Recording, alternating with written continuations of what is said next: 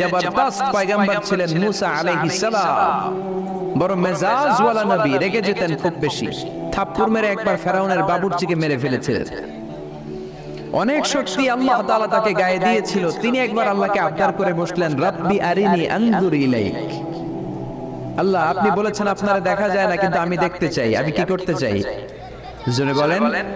আল্লাহ বললেন, লান তারানি, never you can see me, never you can see me, তুমি আমাকে দেখতে পাবে না, কারণ আমাকে দেখা যায় না। সাইয়েদনা মুসা বললেন, আমি দেখতে চাই। আল্লাহ বললেন, দেখা যায় না। মুসা বলে, দেখতে চাই। আল্লাহ বললেন, দেখা যায় না। মুসা আলাইহিস সালাম বললেন, কথা বলেন না কেন? আল্লাহ বললেন, মুসা বললেন, আল্লাহ বললেন, মুসা বলে দেখতে চায়, আল্লাহ বলে দেখা যায় না। কিন্তু সাইয়েদনা মুসা আলাইহিস সালাম ছেড়ে দেওয়ার পাত্র নয়, এড়ে যাবার পাত্র নয়, পিছু হটার পাত্র নয়। মনে যেটা উঠেছে আদায় করার পাত্র হলো মুসা, ঠিক কি না? উনি বললেন, রব্বি আরিনি আনজুর ইলাইক, আল্লাহ আপনি আমারে দেখা দেন, আমি দেখতে চাই। আল্লাহ বললেন, লান তারানি, never you can see me. ওরে মুসা, এই বায়না ধরো না, আমারে তো দেখা যায় না। এই পৃথিবীর চামড়ার চক্ষু দিয়ে আমাকে দেখা যাবে না। মুসা বললেন, আমি দেখেই ছাড়ব। আল্লাহ বুঝাতে পারেন না, মুসাও ছাড়েন না। অবশেষে নবীর আবদার রব্বুল আলামিন শুনতে রাজি হলেন। আল্লাহ বললেন, মুসা, আগামীকাল অমুক সময়ে গোসল করে ওযু করে তুর পাহাড়ে চলে আসবা। তুমি যখন দেখতেই চাও, আগামীকাল তুর পাহাড়ে চলে এসো। সাইয়েদনা মুসা আলাইহিস সালাম তুর পাহাড়ে চলে এসেছেন, কারণ ওনার ফিলিংস আমাদের ফিলিংস একরকম নয়। আমরা কি আল্লাহর কথা শুনি? জোরে বলেন। কিন্তু ওয়া কাল্লামাল্লাহু মুসা তাকলিমা, উনি আল্লাহর কথা শুনতেন। তো ওনার চিন্তা হচ্ছে, যার কথাটা এত সুন্দর, না জানি উনি দেখতে কত। সুবহানাল্লাহ বলবেন না? আল্লাহ বললেন, মুসা আগামীকাল আসো, তুর পাহাড়ে আসো।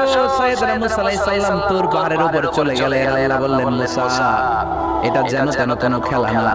আবার তোমারে জিজ্ঞেস করতে চাই, আসলেই তুমি দেখতে চাও কিনা? মুসা আলাইহিস সালামের এক কথা, এক দাবি, দেখতে চাই। এক কথা, এক দাবি, সেটা কি? আমি দেখতে চাই খোদা, আমি দেখতে চাই আপনাকে। আল্লাহ বললেন, মুসা, এটা সাধারণ খেলা নয়, এটা বিপিএল এর খেলা নয়, এটা আইসিসি নয়, এটা ফিফার খেলা নয়, এটা মুসার সাথে বিশ্ব গভর্নমেন্টের খেলা, ঠিক কি না? এটা সাধারণ খেলা না, it's a very dangerous game. তুমি যদি স্টার্ট করো, you have to go until the last moment, শেষ পর্যন্ত তোমাকে যেতে হবে, ঠিক কি না? মুসা আলাইহিস সালাম এক পায়ে খাড়া। সাইয়েদনা মুসা বললেন, আমি রাজি। আল্লাহ বললেন, ওকে, তাহলে খেলা শুরু করে দিলাম। ও মুসা, তুমি দাঁড়িয়ে থাকো, খেলা এখন শুরু হয়ে যাবে। রব্বুল আলামিন মুসা আলাইহিস সালামের চারিদিকে অন্ধকার করে দিলেন। কি করে দিলেন? চারিদিকে 4 ফারসাক এলাকা, এক ফারসাকে 12 মাইল, 4 ফারসাকে অনেক লম্বা একটা জায়গা, 3×36 কিলোমিটার জায়গা আল্লাহ অন্ধকার করে দিলেন। ফুটঘুটে অন্ধকার, এত অন্ধকার সাইয়েদনা মুসা আলাইহিস সালাম নিজের হাতটাও নিজে দেখেন না। এবার মনের মধ্যে একটু ভয় চলে আসছে, কোন আওয়াজ নাই, অন্ধকার। এবার মনের মধ্যে ভয় এসেছে, কিন্তু আল্লাহকে দেখতে চায়। ওই নেশা এখন অন্তরের মধ্যে কিছু সাহস আছে না নাই? সাহস নিয়ে দাঁড়িয়ে আছে। এবার আল্লাহ চারিদিকে আলোকিত করে দিলেন। এবার বললেন, মুসা, আরো কিছু কাজ আছে। তোমার চারদিকে 4 ফারসাক এরিয়ার মধ্যে কোনো প্রাণী থাকতে পারবে না, কোনো মশা থাকবে না, মাছি থাকবে না, ইঁদুর থাকবে না, ব্যাঙ থাকবে না, পাখি থাকবে না। সবগুলো পশু আর প্রাণীকে বললেন, আল্লাহ বললেন, তোমরা বাইরে চলে যাও, বাউন্ডারির বাইরে চলে যাও। বাংলাদেশের সাথে ইন্ডিয়ার খেলা, আপনারা দর্শক মাঠে ঢুকতে পারবেন? বলেন, ঢুকলে খেলা হবে? খেলাটা হবে? আল্লাহ বললেন, সবাই বাইরে চলে যাও। সব বাইরে চলে গেল। এবার আল্লাহ বললেন, মুসা, তোমার 2 কাঁধের মধ্যে 2 ফেরেশতা আছে না নাই? কিরামান, তাদেরকেও বাইরে পাঠানোর দরকার আছে না নাই? আল্লাহ বললেন, তোমরাও 4 দিক থেকে বাউন্ডারি দেয়া এরিয়ার বাইরে তোমরা চলে যাও। এবার রব্বুল আলামিন বললেন, আল্লাহর স্পেশাল সিকিউরিটি ফোর্স ফেরেশতাকে তোমরা 4 দিকে বাউন্ডারি দাও। স্পেশাল সিকিউরিটি ফোর্স ফেরেশতা কাদের সাথে কাঁধ লাগিয়ে, পায়ের সাথে পা লাগিয়ে 4 দিকে একটা বাউন্ডারি দিলেন। চিল্লায়ে বলেন, আল্লাহু আকবার। এবার সাইয়েদনা জিবরাইলকে আল্লাহ বললেন, ও জিবরাইল, তুমিও ঢোকার চেষ্টা করো না, তুমিও বাইরে চলে যাও। সুবহানাল্লাহ। সাইয়েদনা জিবরাইল বলে, আল্লাহ, আমাকে তৈরির পর থেকে, আমাকে রূহ দেওয়ার পর থেকে আজ পর্যন্ত তোমারে আমি দেখি নাই। সিদরাতুল মুনতাহা হলো আমার লাস্ট বর্ডার। ওই বর্ডারে কান লাগিয়ে তুমি যা বলো শুনি, ওই কথাগুলো নবীদের কাছে পৌঁছে দেই, এটাই আমার ডিউটি। আজ পর্যন্ত আমিও তোমারে দেখি নাই, তোমার নূর এখনো দর্শন লাভ করি নাই, আমিও দেখতে চাই। আমার ভাই মুসার সাথে আমাকেও দেখতে দাও। আল্লাহ বললেন no, this game is between Musa and me. এটা মুসার সাথে আমার খেলা, তোমার তো খেলা নাই, ঠিক কি না? জিব্রাইল তুমিও বাইরে চলে যাও। সাইয়েদনা জিব্রাইলও বাইরে চলে গেলেন। এবার একেবারে গ্রাউন্ড রেডি, স্টেডিয়াম রেডি। এবার খেলা হবে। খেলা কি হবে? জোরে বলেন কি হবে?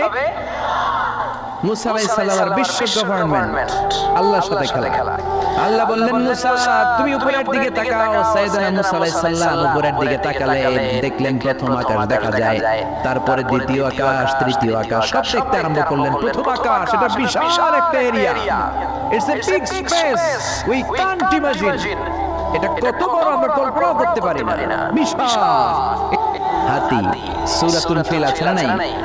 সবচেয়ে ছোট্ট সাইজের প্রাণী পিঁপড়ার নামে সূরা আছে না নাই? সূরাতু আন-নামাল। এরপর মাকড়সার 8 পা, মাকড়সার নামে আছে না নাই? সূরাতু আল-আনকাবুত। মৌমাছির নামে আছে না নাই? সূরাতু আন-নাহল। নারীদের নামে আছে না নাই?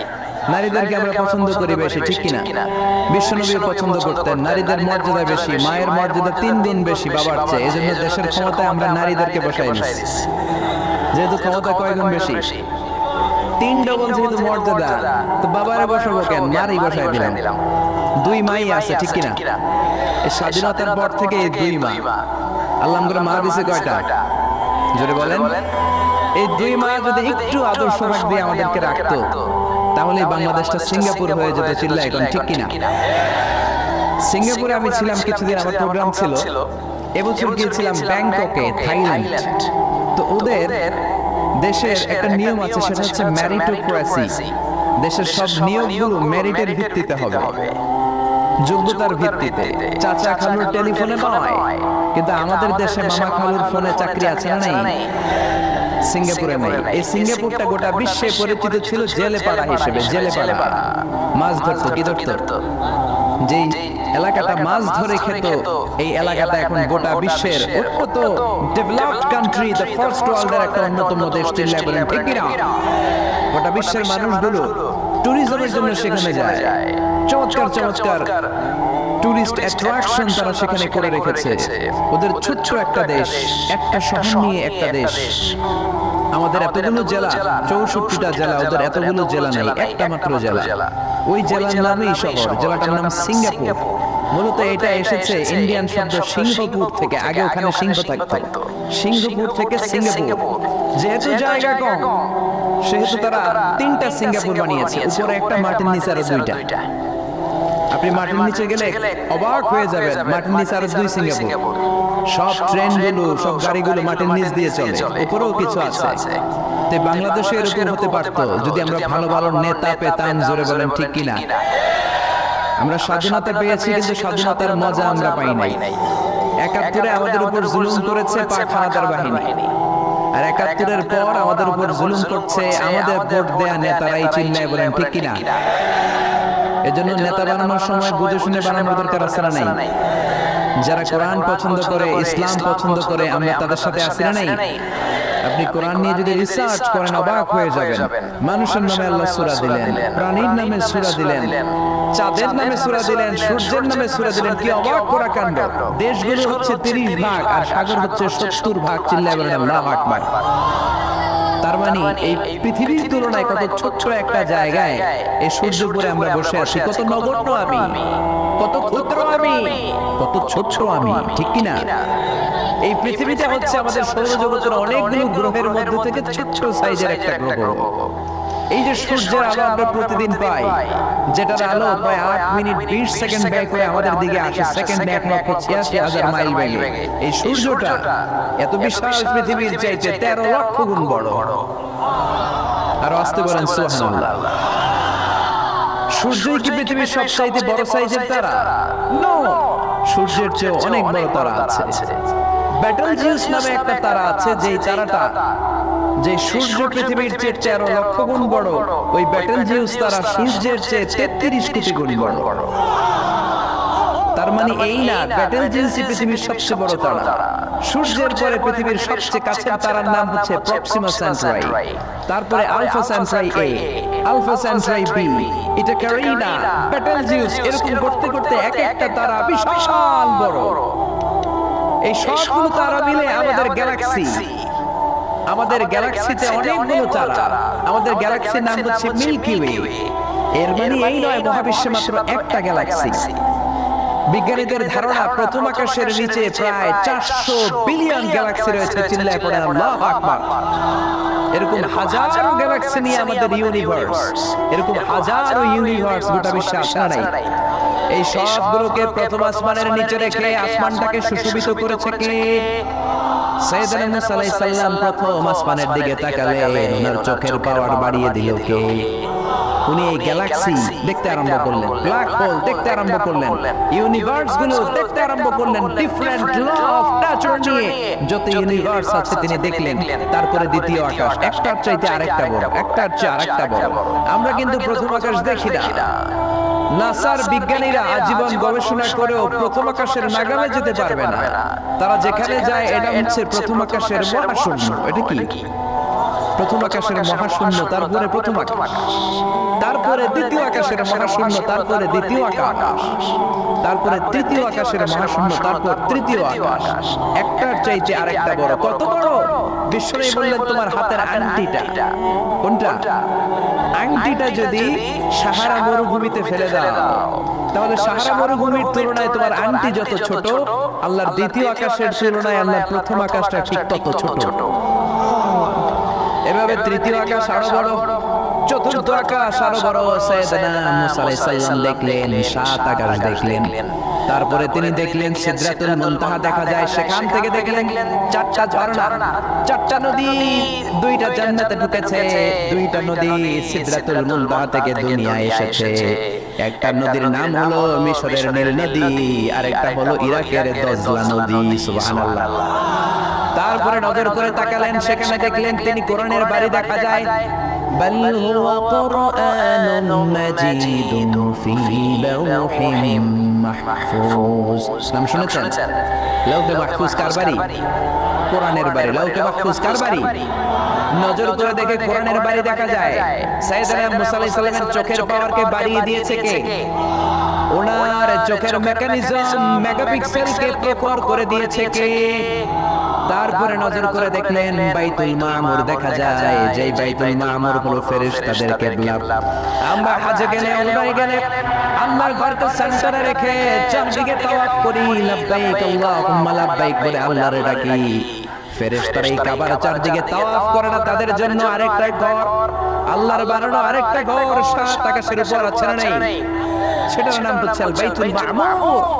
সব ফেরেশতারা সেখানে তাওয়াফ করে, একবার করে ঢুকে 70,000 জন একবার যারা ঢোকার চান্স পায় কিয়ামত পর্যন্ত দ্বিতীয়বার চান্স তার কপালে জুটবে না। সুবহানাল্লাহ।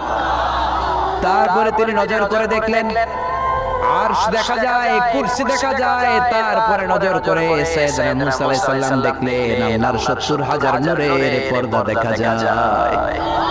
70,000 নূরের পর্দা দেখা যায়। সেখান থেকে আল্লাহ গায়বী আওয়াজ দিয়ে বললেন, মুসা লাস্ট ডেস্টিনেশনে চলে এসেছো, একেবারে ফাইনাল গেট। এই গেটের পরে আর ফিরে যাওয়ার কোনো জায়গা নাই। শেষবারের মতো জিজ্ঞেস করি, খেলা কি চলবে নাকি থামিয়ে দেব? সাইয়েদনা মুসা বলে চলবে।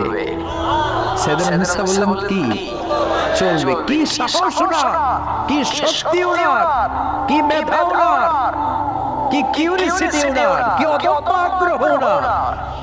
উনি বললেন খেলা চলবে, এত দূর এসেছি, পিছনে ফিরে তাকার মানুষ আমি নই, ঠিক কি না? আল্লাহ বললেন মুসা তাহলে ঠিক আছে, খেলা শুরু হয়ে যাবে, একটু শক্ত হয়ে দাঁড়াও। সুবহানাল্লাহ বলেন। এই প্রথম আল্লাহ তার নূরের তাজাল্লির ফোকাস পৃথিবীতে ঠেলে দিলেন, এর আগে করে নাই। আল্লাহু আকবার। সাইয়েদনা মুসা আলাইহিস সালাম শক্ত হয়ে দাঁড়ালেন। ফালাম্মা তাজাল্লা রাব্বুহু জাআলাহু দাক্কা ওয়া খাররা মুসা সাঈকা। ফালাম্মা তাজাল্লা তাজাল্লা রাব্বুহু লিল জাবাল। আল্লাহ বললেন মুসা তোমরা একটা কথা শুনে রাখো, এত দুর্বল করে তোমাদের বানিয়েছি। ওয়া খুলিকাল ইনসানু দাঈফা, মানুষ কি সবল নাকি দুর্বল? সবল না দুর্বল? দুইবার পাতলা পায়খানা হইলে চেহারার দিকে তাকানো যায় না, ঠিক কি না? আজকের জান্নাতুন নাঈম এপ্রিল বিশ্ব সুন্দরী 20 বছর পরে বিশ্ব পেতনিও না, ঠিক কি না? অসুস্থ হলে মানুষ দুর্বল হয়ে যায়, বিপদ আসলে মানুষ কাবু হয়ে যায়, বয়সের ভারে মানুষের চামড়াগুলো ঝুলে যায়। মানুষ কি সবল নাকি দুর্বল? জোরে বলেন, সবল নাকি দুর্বল? সে আল্লাহ বললেন গোলাম চাইতে হবে শুধু আমার কাছে। সব নবীরা এইভাবে দোয়া করেছেন। সাইয়েদনা ঈসা আলাইহিস সালাম দোয়া করেছেন, আল্লাহ আপনার কাছে আমি দোয়া করি আমার আপনি শেষ নবী বানায়া দেন। কোন নবী? জোরে বলেন, এটা কি সম্ভব? কারণ শেষ নবী একজন আছেন নাই, কি নাম? সবাই বলেন কি নাম? মুহাম্মদ সাল্লাল্লাহু। আল্লাহ বললেন না না, উল্টা পাল্টা আবদার করো না, ওই নবুয়তি দিয়ে দেয়া হয়েছে। ঈসা বলেন ওকে, আমি পড়েছি ইনজিলের মধ্যে ওই নবীর উম্মতদের এত মর্যাদা, বনি ইসরাইলের অনেক নবীর চাইতে নাকি উম্মতে মুহাম্মাদের মর্যাদা অনেক বেশি হবে। আল্লাহ শেষ নবী আমাকে বানালেন না ওকে, কিন্তু আমার উম্মতকে ওই উম্মত বানান। আল্লাহ বলেন নো, ওইটাও দেওয়া হয়ে গেছে। পাবে কে? বিশ্বনবী পাবে। বিশ্বনবীর উম্মত আমরা বললাম উম্মতে মুহাম্মাদি, আমাদের মধ্যে থেকে যারা আলেম হবে, হক্কানি আবেদ হবে, আল্লাহর ওলি হবে, বনি ইসরাইলের অনেক নবীদের চাইতেও তাদের মর্যাদা বেশি হয়ে যাবে। সুবহানাল্লাহ। এবার উনি চোখের পানি ছেড়ে দিলেন। আল্লাহ দোয়া করলাম আমার শেষ নবী বানালেন না, দোয়া করলাম আখিরি উম্মত আমারে দেন, আমারে দিলেন না। এবার আমি দোয়া করি, এই দোয়া কিন্তু ফেলতে পারবেন না। আল্লাহ বললেন করো করো। সাইয়েদনা ঈসা বললেন আল্লাহ তাহলে আপনি আমাকে এই পৃথিবীর মধ্যে ওই নবীর উম্মত করে আরেকবার দুনিয়াতে পাঠানো লাগবে। সুবহানাল্লাহ। কবুল করে নিল কে? পৃথিবীতে একজন নবী এখনো মরে নাই, কি নাম? ঈসা আলাইহিস সালাম। উনি আসবেন ইমাম মাহদীর 7 বছর যখন হবে, তার গভর্নিং 7 বছর চলে যাওয়ার পরে আসবেন। ঈসা আলাইহিস সালাম যখন আসবেন, এসে দাজ্জালকে এন্টি ক্রাইস্টকে নিজ হাতে হত্যা করবেন। চিল্লায় বলেন ঠিক কি না? এটা ছিল ঈসা নবীর দোয়া। এবার বিশ্বনবী কোন দোয়া করেছেন জানার দরকার আছে না নেই? বিশ্বনবী বলেন লিকুল্লি নাবিয়্যিন দাওয়াতুন মুস্তাজাবা, প্রত্যেক নবীর জন্য একটা করে দাওয়া মুস্তাজাবা আছে। আলেম যারা আছেন তারা বুঝবেন, দাওয়া মুস্তাজাবা মানে এমন দোয়া যেটা কবুল হয়ে যায়। দোয়া করলেই, কথা বলেন, দোয়া করলেই কবুল।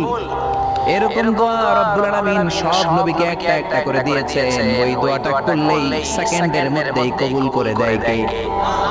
সব নবী ওই দোয়া দুনিয়াতেই করে ফেলেছে। বিশ্বনবী বললেন লিকুল্লি নাবিয়্যিন দাওয়া মুস্তাজাবা, সব নবীর জন্য একটা স্পেশাল দোয়া আছে, দাও বিহা, যেই দোয়াটা নবীরা দুনিয়াতেই করে ফেলেছে।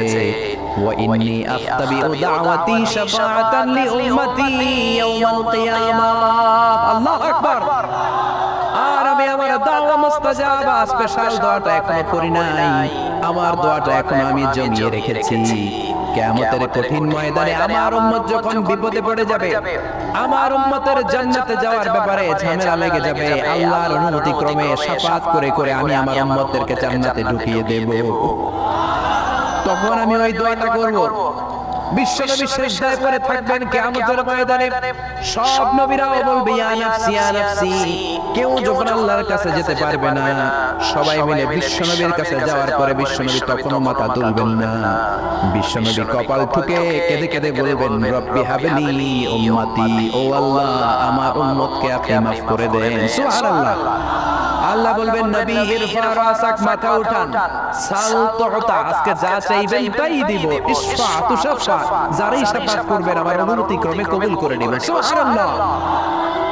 বিশ্বনবী চাইলে এই দোয়াটা দুনিয়াতেই করতে পারতেন অন্য নবীদের মতো, ঠিক কি না?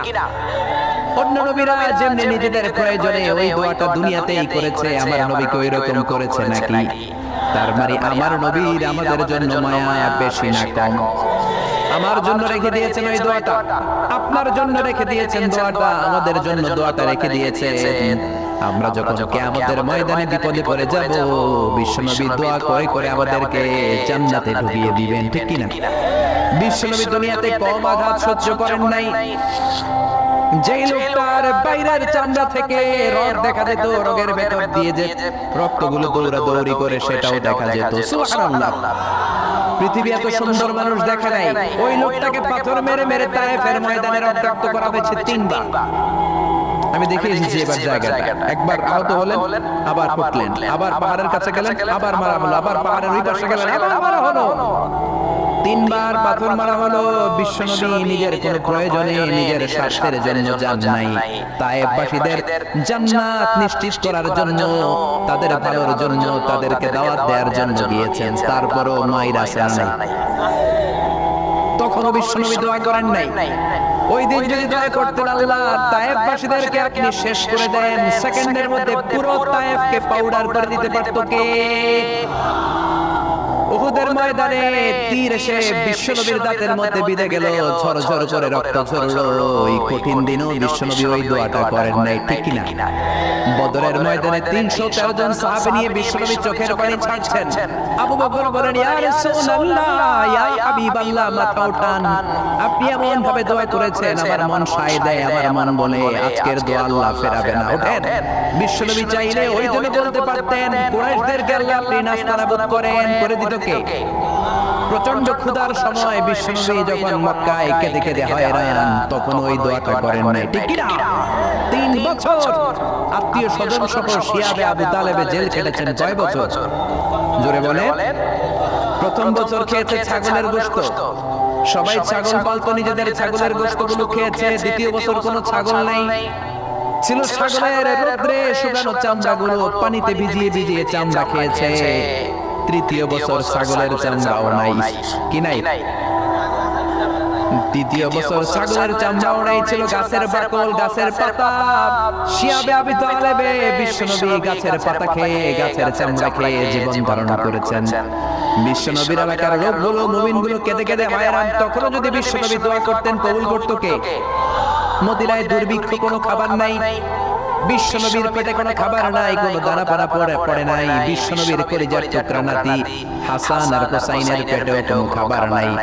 বিশ্বনবীর কলিজার টুকরা ফাতেমার পেটে কোনো খাবার নাই। চাইলে বিশ্বনবী তখন দোয়াটা করতে পারতেন না? বিশ্বনবী মসজিদে নববীতে জোহরের নামাজ পড়ে হাসান হুসাইনকে দেখতে গেলেন, যে দেখে ফাতেমা রান্না করে। আসলে কি রান্না করে? চুলার মধ্যে পাতিল দিয়ে পানি গরম করে আর হাসান হুসাইনকে বুঝ দেয়, ঠিক কি না? বিশ্বনবীর পায়ের আওয়াজ শুনে ঘুমন্ত হাসান আর হুসাইন জেগে গেল।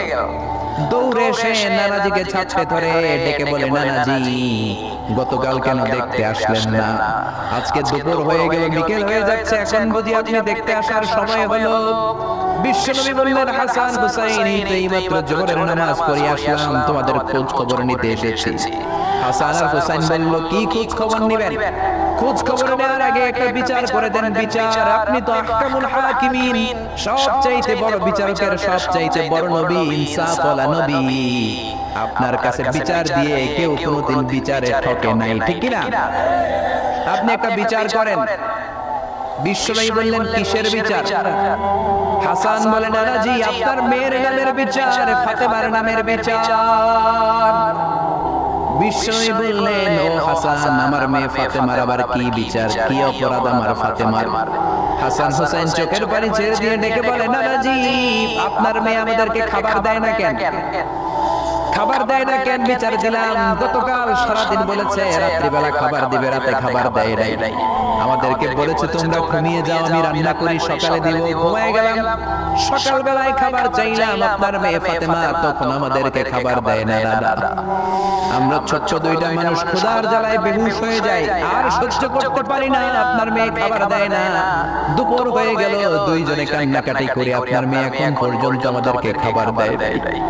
আমরা 2 জন তো আর সহ্য করতে পারি না, কেন আপনার মেয়ে আমাদের সাথে এমন করে? আপনার কাছে বিচার দিলাম, আপনি বিচার করেন। বিশ্বনবী আর কি বিচার করবেন? দাদা করে বিশ্বনবী চোখের পানিগুলো ছাড়েন, হুসাইনকে জড়িয়ে ধরলেন, হাসানকে জড়িয়ে ধরলেন, ডেকে বললেন, হাসান রে, কাছে আয়। বিশ্বনবী শাম দেশের জুব্বা পরতেন, শাম দেশের জুব্বাটা উপরের দিকে উঠালেন, হাসানকে দেখালেন, এই তো দেখ, তোর নানার পেটের মধ্যে 3টা পাথর বাঁধা। একদিন না খেয়ে থাকার কারণে তোদের পেটে এত জ্বালা এত কষ্ট। আমি বিশ্বনবীর পেটে গত 3 দিন যাবত কোনো দানা পানি পড়ে নাই। আমি বিশ্বনবী তো না খেয়ে আছি রে হাসান, আমি তো 3 দিন না খেয়ে আছি, আমার পেটেও তো কিছু নাই। নানাও কাঁদলেন, নাতিও কাঁদলেন, পুরো পৃথিবীও কাঁদলো, ঠিক না?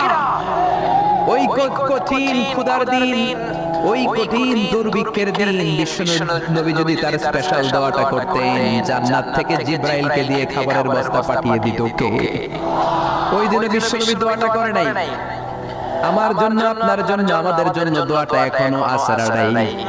হাজার ব্যথা বেদনার পরে ফিরে আসনি তুমি আপন ঘরে, দিনের আলো তুমি ছড়িয়ে দিতে চলে গেলে মদিনায় মক্কা ছেড়ে রাসূল।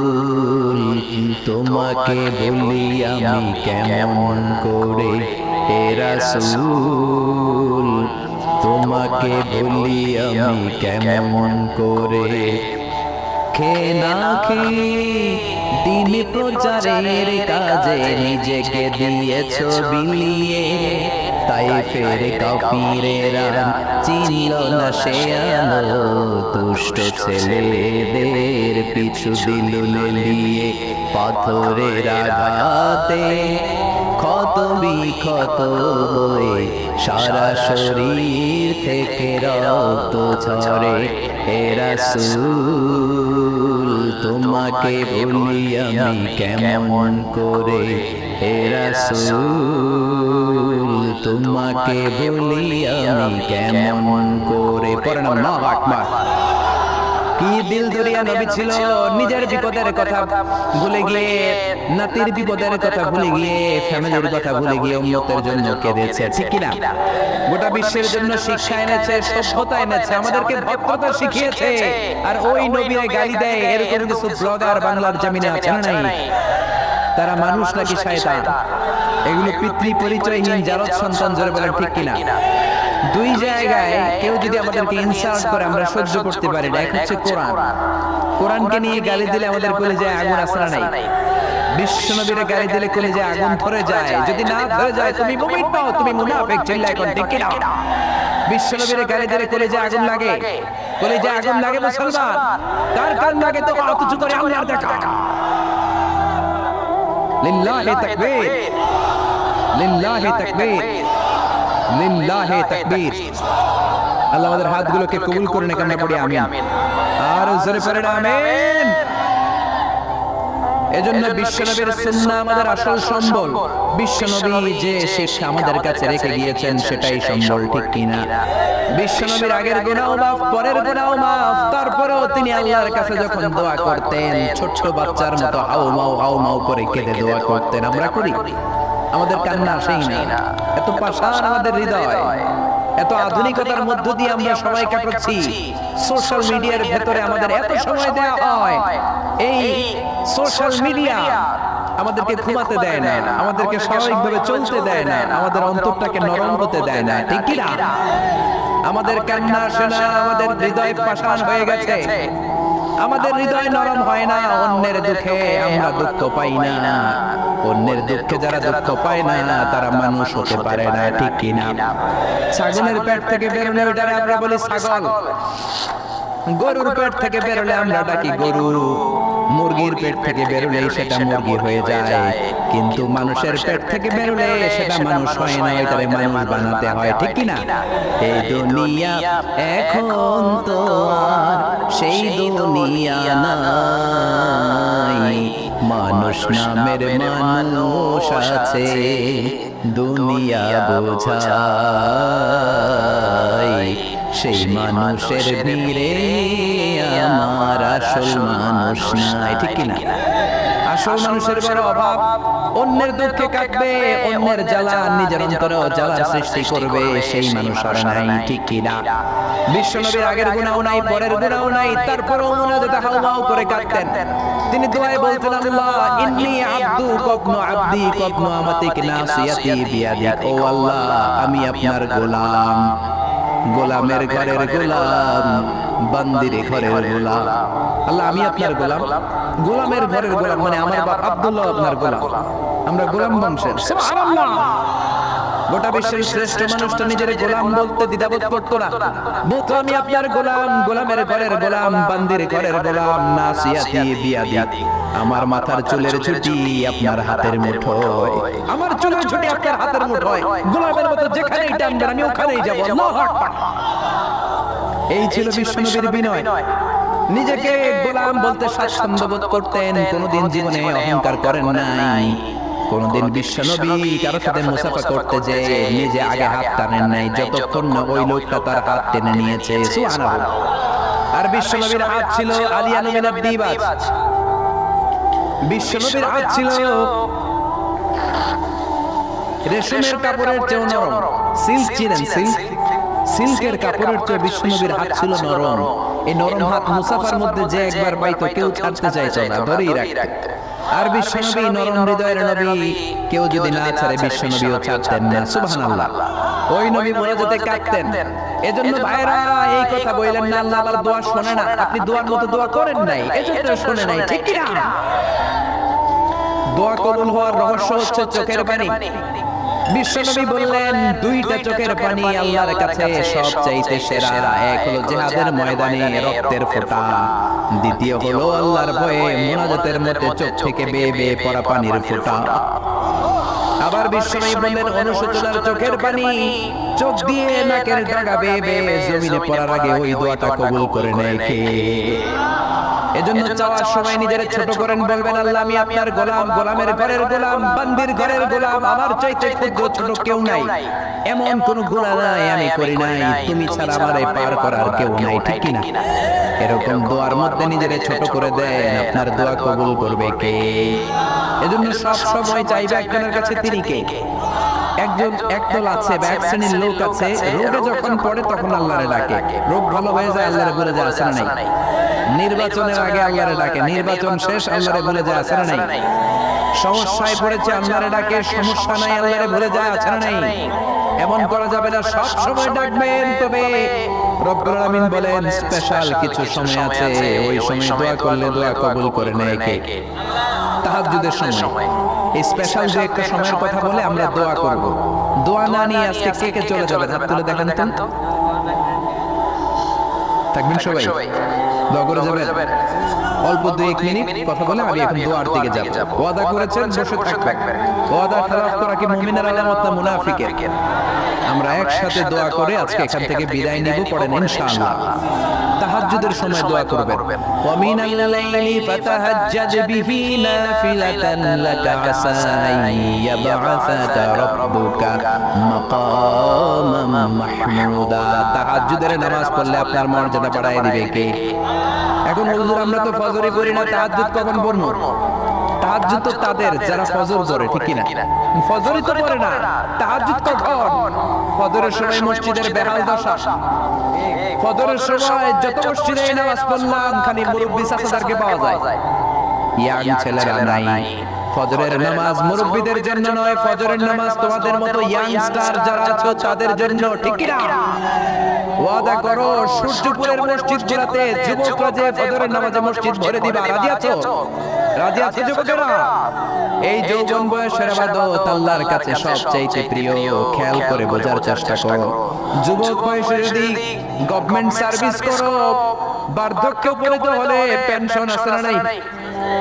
অনুরূপভাবে যুবক বয়সে যদি ইবাদত করো, বার্ধক্য অবস্থায় ইবাদত করতে না পারলেও পেনশনের হিসাবে তোমার আমলনামায় সওয়াব দিয়ে দিবে কে?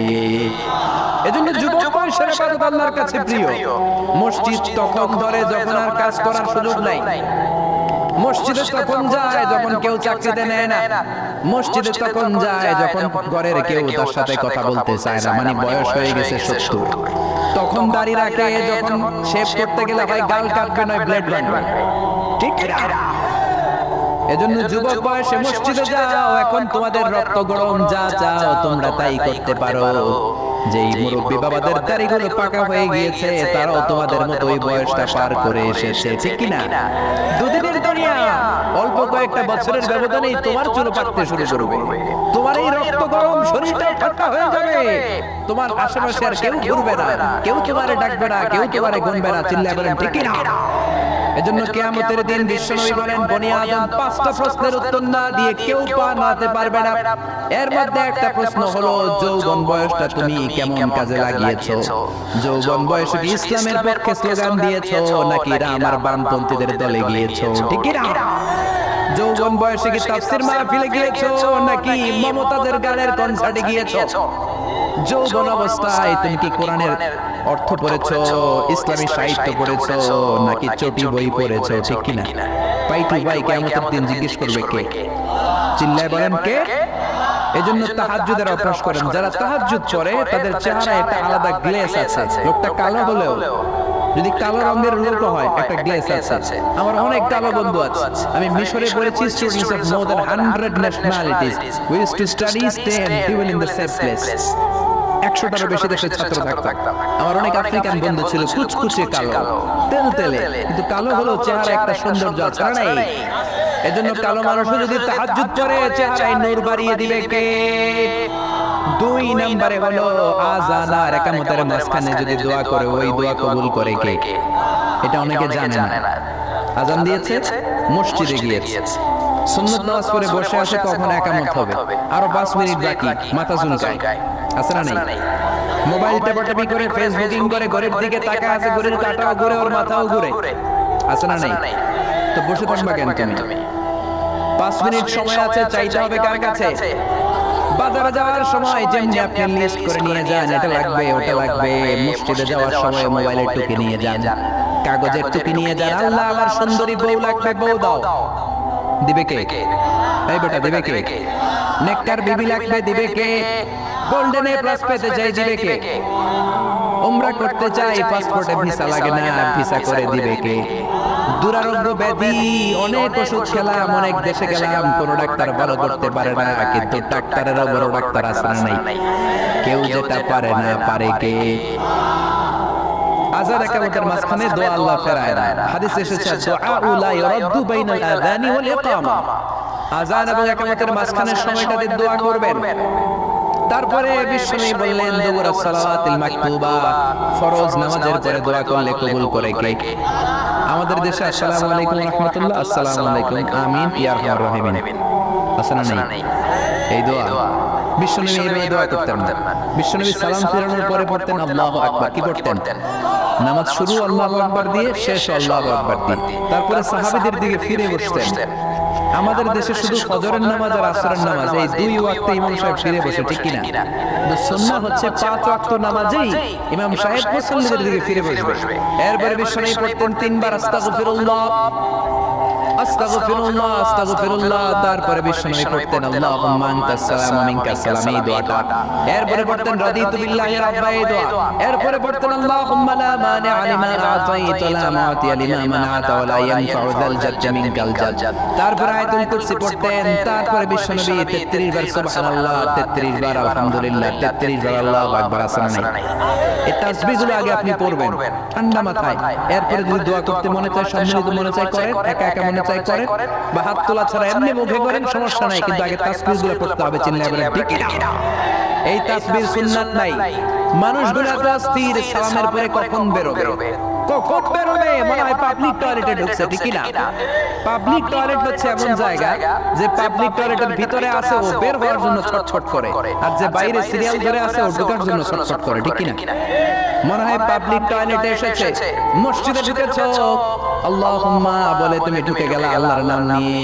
যখন মসজিদে ঢুকে গেলা, তোমার মাথার উপরে রহমত ঢালছে কে? মসজিদ হচ্ছে রহমতের জায়গা।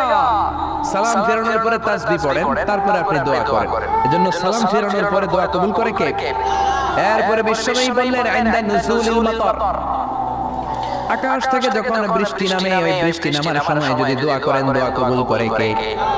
আদ-দুআউ লা ইরাদ্দু তাহতাল মাতার, তুফান, ওই বৃষ্টি না, ভ্যাপসা একটা গরম, এই গরমটাকে দূরে সরিয়ে দেওয়ার জন্য একটা ঝিরিঝিরি ঝিরিঝিরি বৃষ্টি পড়ে।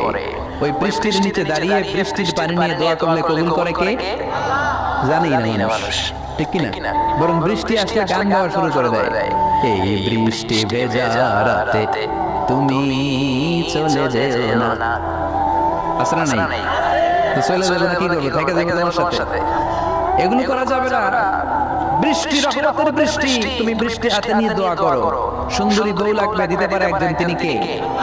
এজন্য চাইতে হবে একজনের কাছে, তিনি কে?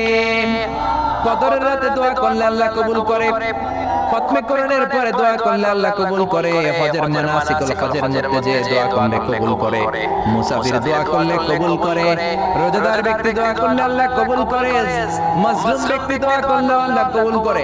এজন্য বিশ্বনবী বলেছেন, ইত্তাকু দাওয়াতাল মাজলুম, মাজলুমের বদদোয়ারে ভয় করো, ফাইন্না লাইসা বাইনাহু ওয়া বাইনাল্লাহি হিজাব, তার আর তার আল্লাহর মাঝে কোনো পর্দা থাকে না। মাজলুম দোয়া করলে কবুল, সুবহানাল্লাহ। এরপরে স্পেশাল দোয়া হলো মা বাবার দোয়া। এই দোয়া কোনোদিন ফিরে না, সুবহানাল্লাহ পড়েন। রাজি আছেন মা বাবার কাছে দোয়া চাইতে? রাজি আছেন তো? কোন ঘর আছে যে ঝগড়া হয় না? এরকম কোন ঘর পৃথিবীতে নেই। ঝগড়া হবে, মা বাবার সাথে মিসআন্ডারস্ট্যান্ডিং হবে, হয়ে যেতে পারে দু চার কথা, কিন্তু ক্ষমা চাইতে হবে, ঠিক কিনা? এজন্য আল্লাহর কাছে চাইতে রাজি আছেন তো? সব সময় আমরা একজনের কাছে চাই। আবার এই চাপকে বিশ্বনবী দুই ভাগ করেছিলেন, সেটাও কোরআনে আছে না নাই? ইকতারাবাতিস সাআতু ওয়ানশাক্কাল কামার ওয়া ইয়ারাউ আয়াতান ইয়ারিদু ইয়াকুলু সিহরুন মুস্তামির। বিশ্বনবী আঙ্গুলের ইশারায় চাপকে দুই ভাগ করেছিলেন। মক্কার কুরাইশ এসে বলল, আব্দুল্লাহর বেটা মুহাম্মদ, তুমি যদি আকাশের পূর্ণিমার জ্বলজ্বলে চাঁদকে দুই ভাগ করে দেখাতে পারো, তাহলে বিশ্বাস করব যে তুমি নবী। আর মক্কার কুরাইশ এসে বলল, আব্দুল্লাহর বেটা মুহাম্মদ, তুমি যদি আকাশের পূর্ণিমার জ্বলজ্বলে চাঁদকে দুই ভাগ করে দেখাতে পারো, তাহলে বিশ্বাস করব যে তুমি নবী। আর যদি দেখাতে না পারো, তাহলে তুমি নবী নও। বিশ্বনবী গ্রিন সিগন্যালের জন্য উপরে তাকালেন, কারণ বিশ্বনবী মন গড়া কিছু বলতেন না। উপর থেকে সিগন্যাল আসলে তারপরেই বলতেন, চিল্লায় বলেন ঠিক কিনা? বিশ্বনবী গ্রিন সিগন্যাল পেলেন। বিশ্বনবী বললেন, অবশ্যই আমি দেখাতে পারবো।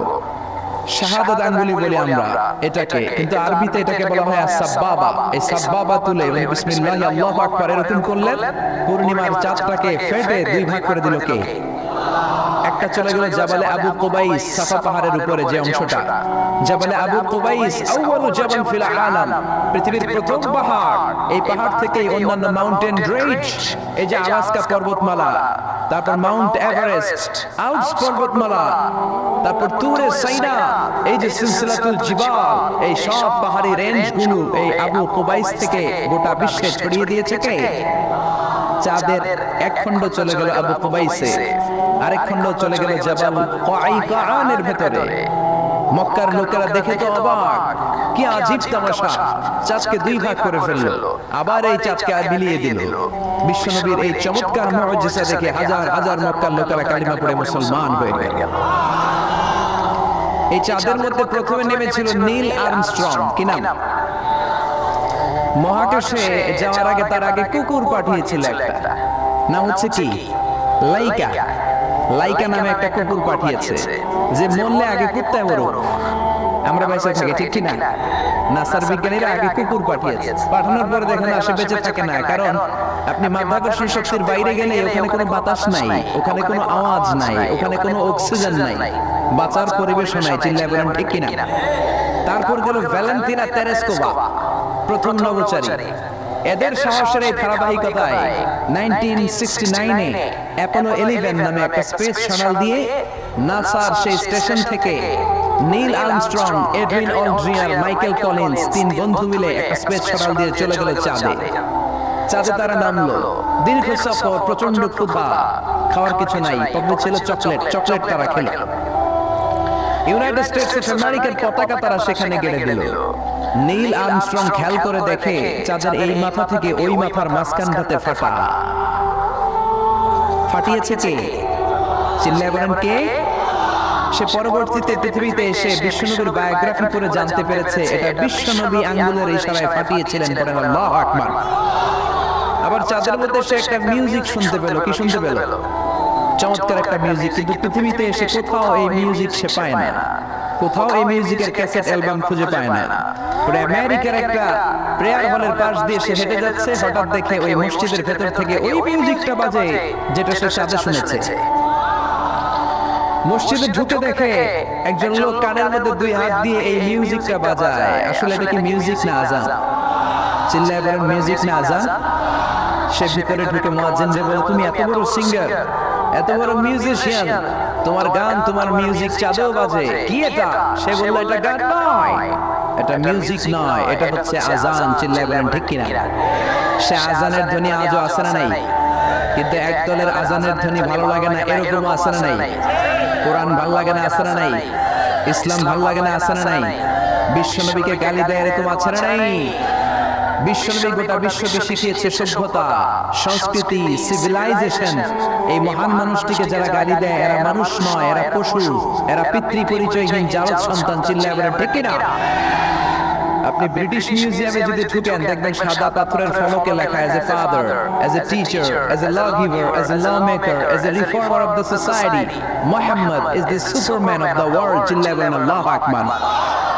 স্বামী হিসেবে, পিতা হিসেবে, নেতা হিসেবে, সমাজ সংস্কারক হিসেবে মুহাম্মদ হচ্ছে পৃথিবীর একজন সুপারম্যান।